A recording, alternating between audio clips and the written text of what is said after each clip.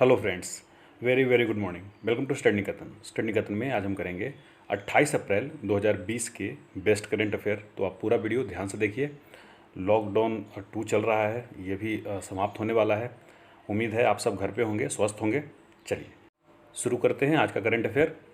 बीते दिनों किसने institute of genomics and integrative biology IGIB के साथ मिलकर कम लागत में कोविड-19 टेस्ट करने वाली फेलुडा किट विकसित की है? तो ये क्या है जी? CSIR ने, ठीक है ना। CSIR का पूरा नाम council of scientific and industrial research, यानी वैज्ञानिक एवं औद्योगिक अनुसंधान परिषद। CSIR के महानिदेशक हैं शेखर C मंडे और institute of genomics and integrative biology यानी IGIB के निदेशक हैं अनुराग अग्रवाल, ठीक है। तो आप ये दोनों नाम भी याद रखेंगे। चलिए आगे बढ़ेंगे। बीते दिनों किस केंद्रीय मंत्री ने विद्यालय और उच्च शिक्षा दोनों में ई शिक्षण सामग्री योगदान को आमंत्रित करने के लिए विद्यादान 2.0 की शुरुआत की है? तो ये केंद्रीय मानव संसाधन विकास मंत्री हैं जी, श्री रमेश पोखरियाल निशंक, ठीक है। MHRD द्वारा विश्व पुस्तक दिवस के अवसर पर सोशल मीडिया पर #MyBookMyFriend अभियान शुरू किया था, मैंने ये भी बताया था, ठीक है। तो विद्यादान 2.0 भी MHRD यानी मानव संसाधन विकास मंत्रालय के अधीन है, तो आप ये याद रखेंगे। बीते दिनों किस राज्य सरकार ने कोरोना वायरस के मद्देनज़र सिगरेट, बीड़ी, गुटखा, जर्दा, सुपारी, हुक्का, ई सिगरेट समेत सभी तंबाकू पदार्थों के उपयोग और बिक्री पर रोक लगा दी है? तो ये झारखंड सरकार ने किया है जी, ठीक है। झारखंड सरकार के अनुसार पान मसाला, खैनी, जर्दा और गुटखा खाकर जहां तहां थूकने से कोरोना वायरस फैलने का खतरा बढ़ जाता है। बिल्कुल सही बोल रहे हैं। सार्वजनिक जगहों पर तंबाकू पदार्थों के सेवन पर प्रतिबंध लगाया गया है, ठीक है। झारखंड की राजधानी रांची है और द्रौपदी मुर्मू यहाँ के राज्यपाल हैं जी, ठीक है। चलिए बीते दिनों विश्व स्तर पर विश्व बौद्धिक संपदा दिवस यानी वर्ल्ड इंटेलेक्चुअल प्रॉपर्टी डे के रूप में कब मनाया गया है? तो ये हर साल मनाया जाता है 26 अप्रैल को। 26 अप्रैल को मनाया जाता है WIPD मतलब वर्ल्ड इंटेलेक्चुअल प्रॉपर्टी डे। इसका विषय इस साल का है innovate for a green future. इस दिवस का शुरुआत विश्व बौद्धिक संपदा संगठन, जिसको आप WIPO के नाम से जानते हैं, वर्ल्ड इंटेलेक्चुअल प्रॉपर्टी ऑर्गेनाइजेशन द्वारा 2000 में शुरू किया गया था। नवाचार और रचनात्मक को बढ़ावा देने में बौद्धिक संपदा अधिकारों, पेटेंट, कॉपीराइट, ट्रेडमार्क और डिज़ाइन की भूमिका के बारे में जागरूकता फैलाने में की गई थी जी। विश्व बौद्धिक संपदा संगठन के बारे में जानेंगे। विश्व बौद्धिक संपदा संगठन संयुक्त राष्ट्र की एक एजेंसी है। इस वैश्विक संस्था का कार्य बौद्धिक संपदा अधिकारों की रक्षा तथा संवर्धन करना है। इसकी स्थापना 1967 में की गई थी। इसका मुख्यालय स्विट्जरलैंड के जिनेवा में स्थित है। इसका उद्देश्य रचनात्मक गतिविधियों को बढ़ावा देना है तथा विश्व भर में बौद्धिक संपदा के अधिकारों की रक्षा के लिए कार्य करना है। वर्तमान में इस संस्था के कुल 188 देश सदस्य हैं जी। भारत भी इसका सदस्य देश है। इसके CEO हैं फ्रांसिस गुर्री, किसके? WIPO के। चलिए आगे बढ़ेंगे। बीते दिनों किस राज्य ने दवाओं की होम डिलीवरी देने के लिए धन्वंतरी नामक नई योजना की शुरुआत की है? तो ये अच्छा पहल है जी। ये असम सरकार ने किया है धन्वंतरी नामक योजना। हालांकि इसका मतलब ये नहीं कि आप जो चाहें पैरासीटामोल मंगाने के लिए फ़ोन लगा दें और आपको पहुंच जाए। ये वही दवा पहुंचाई जाएगी जो आपको स्थानीय रूप से अनुपलब्ध होगी, मतलब उपलब्ध नहीं होगी। अगर दवाइयों की कीमत 200 रुपये तक होगी तो आपसे पैसे नहीं लिए जाएंगे, लेकिन अगर 200 से अधिक है तो आपको पैसे को भुगतान करना पड़ेगा। चलिए, कल हमने नेशनल पार्क के बारे में बताया था असम के, आज उसके पॉलिटिकल बात जान लेते हैं। दिसपुर राजधानी है, गुवाहाटी सबसे बड़ा शहर, यहाँ पर 33 जिले हैं, असमिया राजभाषा है। जगदीश मुखी यहाँ के राज्यपाल हैं, सर्बानंद सोनोवाल यहाँ के मुख्यमंत्री हैं। सर्बानंद सोनोवाल पहले युवा और खेल मंत्रालय में मंत्री भी रह चुके हैं जी, कैबिनेट में। इस वर्ष किसने औद्योगिक विवाद कानून के प्रावधानों के अंतर्गत बैंकिंग उद्योग को जन उपयोगी सेवा के रूप में घोषित किया है? तो ये भारत सरकार ने घोषित किया है जी, ठीक है। इससे अब क्या होगा कि 21 अक्टूबर 2020 तक ये लागू रहेगा और तब तक बैंक के कोई भी कर्मचारी हड़ताल नहीं कर पाएंगे। 21 अप्रैल 2020 से ये शुरू हो जाएगा। श्रम और रोजगार राज्य मंत्री हैं, इंडिपेंडेंट चार्ज हैं, संतोष कुमार गंगवार, ठीक है, स्वतंत्र प्रभार। बीते दिनों किस राज्य के एर्नाकुलम में स्थित सरकारी अस्पताल ने कोविड-19 मरीजों की सेवा के लिए कर्मी बोट नामक एक रोबोट को तैनात किया है? तो ये केरल में है जी। एर्नाकुलम आप जानते होंगे, ट्रेन के भी नाम है एर्नाकुलम एक्सप्रेस।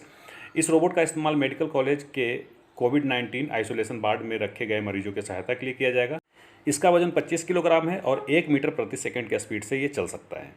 केरल की राजधानी तिरुवनंतपुरम है। यहाँ के सीएम हैं पिनरई विजयन और राज्यपाल हैं आरिफ मोहम्मद खान। चलिए आगे बढ़ेंगे।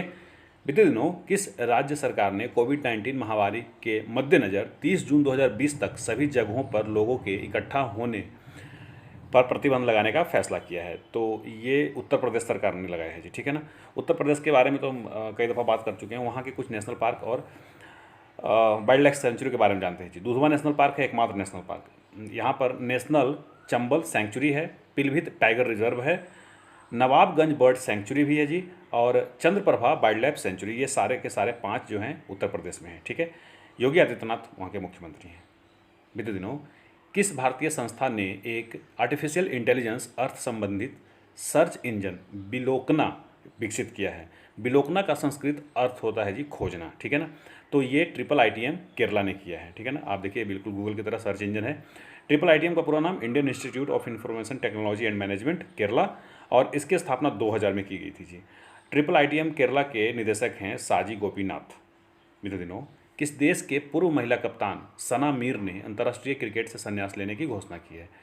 तो ये पाकिस्तान के हैं जी। इनका फ़ोटो देखिए, ये पाकिस्तान के कप्तान रह चुकी हैं और इन्होंने संन्यास लेने की घोषणा की है। उन्होंने पाकिस्तान के लिए कुल 226 अंतर्राष्ट्रीय मैच खेले हैं, जिसमें से 2009 से 2017 तक उन्होंने कप्तान के रूप में 137 मैच भी खेले हैं। वर्तमान में उनको एक दिवसीय रैंक 9 बॉलिंग में, ये मेनली बॉलर हैं, और T20 में 41वां रैंक भी ICC में है इनका जी, ठीक है। और इन्होंने संन्यास ले लिया है। चलिए बात पाकिस्तान की आई तो पाकिस्तान के बारे में थोड़ा सा जान लेते हैं। राजधानी इस्लामाबाद है और इमरान खान वो भी एक क्रिकेटर हैं, प्रधानमंत्री हैं, और यहाँ के राष्ट्रपति आरिफ अलवी हैं जी। बीते दिनों किस देश के राजा सलमान बिन अब्दुल अजीज़ अल सऊद ने नाबालिगों द्वारा किए गए अपराधों के लिए मौत की सज़ा को समाप्त कर दिया है? तो ये कदम उठाया है सऊदी अरब ने। इनका आप राजा को देखिए, यहाँ के किंग हैं ये, इन्हीं का नाम है अल सऊद। नाबालिग अपराधी को हिरासत में अधिकतम 10 साल तक रखी जा सकती है। नए नियम की घोषणा सऊदी सरकार के मानवाधिकार आयोग के अध्यक्ष आवाद अलावाद ने की है जी, ठीक है। इससे पहले कोड़े मारने का भी यहाँ एक वो सज़ा हुआ करता था, उसको भी समाप्त कर दिया गया है सऊदी अरब द्वारा। बीते दिनों भारतीय रिजर्व बैंक यानी RBI ने म्यूचुअल फंड कंपनियों को कितने करोड़ रुपये दिए जाने की घोषणा की है? तो ये 50,000 करोड़ दिया जाएगा जी, ठीक है ना। मैंने बताया था कि 50,000 करोड़ 3 बैंकों को दिया गया था, नाबार्ड, CDB और NHB नेशनल हाउसिंग बैंक को।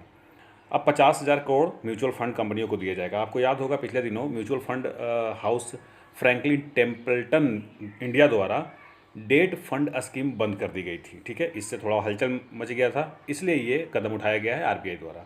जिन 6 कंपनियों को बंद कर दिया गया था एंडेड डेट स्कीमों को, उसका नाम है low duration fund, income opportunity fund, short bond fund, credit risk fund और short term income plan, dynamic accrual fund, ठीक है ना। तो ये 6 थे जिनको बंद कर दिया गया था जी, ठीक है। चलिए अब RBI के बारे में जान लीजिए। शक्तिकांत दास 25वें गवर्नर हैं और इसका हेडक्वार्टर मुंबई में है, जबकि स्थापना 1 अप्रैल 1935 को कोलकाता में हुआ था। 24वें गवर्नर उर्जित पटेल थे और 23वें रघुराम जी राजन। 4 डिप्टी गवर्नर हैं, आप इनका नाम पढ़िए, MK Jain, BP कनुनगो, NS Vishwanath और माइकल पात्रा। अब जवाब लेंगे सवाल 369 के। बीते दिनों रामनाथ कोविंद ने किसे केंद्रीय सतर्कता आयुक्त CVC के रूप में शपथ दिलाई है? तो इनका नाम संजय कोठारी है जी। पहले संजय कोठारी रामनाथ कोविंद के सचिव हुआ करते थे, अब कपिल देव त्रिपाठी इनके सचिव बन गए हैं, ठीक है। अजय भल्ला कौन है? गृह सचिव हैं, और राजीव गाबा कैबिनेट सचिव हैं जी, ठीक है। चलिए आपने सही आंसर किया, ऐसे आंसर करते रहिए। अब आज का सवाल लीजिए, सवाल 370। बीते दिनों विश्व प्रेस स्वतंत्रता सूचकांक जारी किया गया। भारत को इस सूचकांक में कौन सा स्थान प्राप्त हुआ है? तो आप इसका स्थान बताइए, भारत के पड़ोसी देशों के इसमें रैंक बताइए, कौन जारी करता है उसका नाम बताइए, और साथ ही हैप्पीनेट इंडेक्स के बारे में मैंने बताया था और कहा था कि आप रिवीजन कर लीजिए, तो उसके बारे में बताइए, उसमें भारत का रैंक क्या था और उसको कौन सा जारी करता है। तो इतने 4 जवाब आप मुझे प्लीज़ लिखिए, आपका रिवीजन भी हो जाएगा। अब हम रिवीजन करेंगे 27 अप्रैल 2020 के। विश्व मलेरिया दिवस मनाया गया जी 25 अप्रैल को। Zero malaria start with me इसका विषय था। डाउन लर्नर सीरीज UNODC द्वारा शुरू किया गया। विश्व प्रेस स्वतंत्रता सूचकांक 142वें रैंक आया भारत का। देहिंग पटकाई वन्यजीव अभ्यारण्य असम में है। देहिंग एक नदी है, पटकाई एक हिल्स है जी। विश्व प्रतिरक्षण सप्ताह 24 अप्रैल से 30 अप्रैल के बीच मनाया जा रहा है। आप्त मित्र ये कर्नाटक का एक मोबाइल एप्लीकेशन है। सीमा सड़क संगठन BRO ने एक प्रोजेक्ट चेतक के तहत रावी नदी के ऊपर एक पुल बनाया है जी। पहले मंगल अन्वेषण मिशन तियानवेन-1 चीन का है और इसने नामाकरण किया है। राष्ट्रीय पुस्तक न्यास यानी नेशनल बुक ट्रस्ट ने वेबिनार का आयोजन फिक्की के साथ मिलकर ये किया है। ग्राम स्वराज एप्लीकेशन और 2 पोर्टल लॉन्च किसने किया? नरेंद्र मोदी जी ने किया है। पंचायती राज दिवस के अवसर पर ओवर द काउंटर OTC दवाएं खरीदने वाले लोगों पर नजर रखने के लिए mobile app Covid pharma Andhra Pradesh सरकार ने शुरू किया है। और US आधारित शिक्षा प्रौद्योगिकी एडिटेक नीट के साथ मिलकर किया है जी। तो रिवीजन आपको अच्छा लगा होगा। अब मुझे दीजिए इजाज़त, मिलते हैं कल। नमस्कार।